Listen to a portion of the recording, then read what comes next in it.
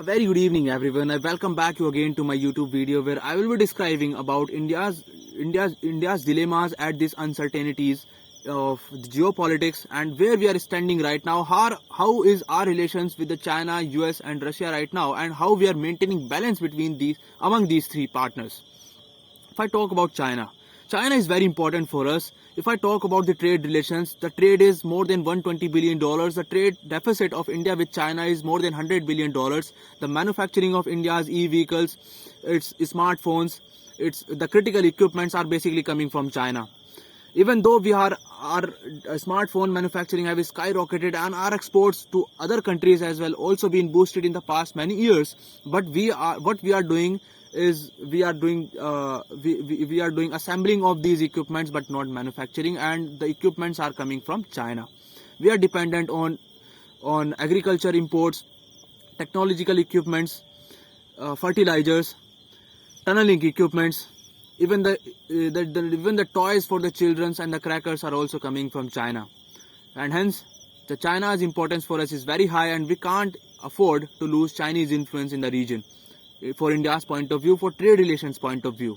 If I talk about the US importance, we all know that because of the delaying of production of the Tejas aircraft, the operational preparedness of Indian Air Force is decreased, and the depletion of these fighter squadrons have created a major issues right now for operational preparedness point of view of our Indian Air Force.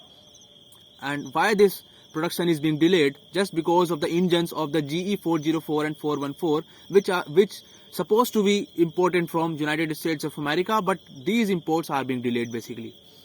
Another thing is that our major critical equipments, sharing of technologies, previous agreements of Comcast or Lamau are very important for India's relationship with the US. Though because of the recent developments, our relations with the US have decreased, but it has a very importance. Like we are highly dependent on US for future point of view. In fact, we are also doing major military exercises like Yudh Abhyas, like Quad Malabar exercises. With that, we are engaging with US. Now coming up with India's importance, with Russian importance for India. The 4% oil and gas imports in 2021 have increased now to 40%, which is coming from Russia. We all know that Russia is our all-weather friend. Since 1971, it has provided us huge weapons. It is becoming our major partners in terms of defense manufacturing and imports, and 60 to 70% of India's imports of defense equipments are still coming from Russia, though Russia is engaged in war with its Ukraine, and hence we can't even annoy Russia as well right now.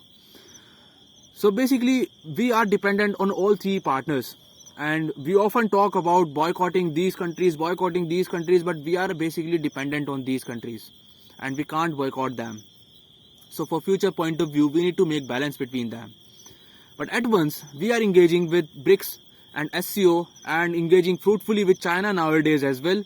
But at the same time, we are also engaging with US, Japan, Australia as a part of Quad, invited as in the G7 summits.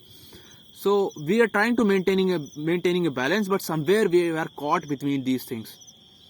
If I talk about Pakistan influence, after Operation Sindoor, Pakistan influence has increased. Dear Field Marshal Asim Munir was invited at the White House for the lunch. Field Marshal Asim Munir have also signed major equipments with other countries. He was supported by Turkey in the war, supported by China in the war, and he was also recently signed a major defense deal with Saudi Arabia. And this defense deal means that attack on any country will be considered as an attack on both. That means it maybe have implications on India as well if we have any future military deterrence with Pakistan.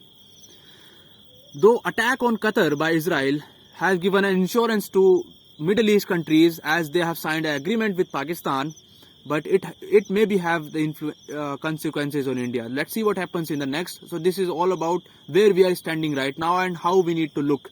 We need to boost our manufacturing. We need to decrease our dependence on these major powers so that we can have our own fruitful foreign policy in future. Thank you.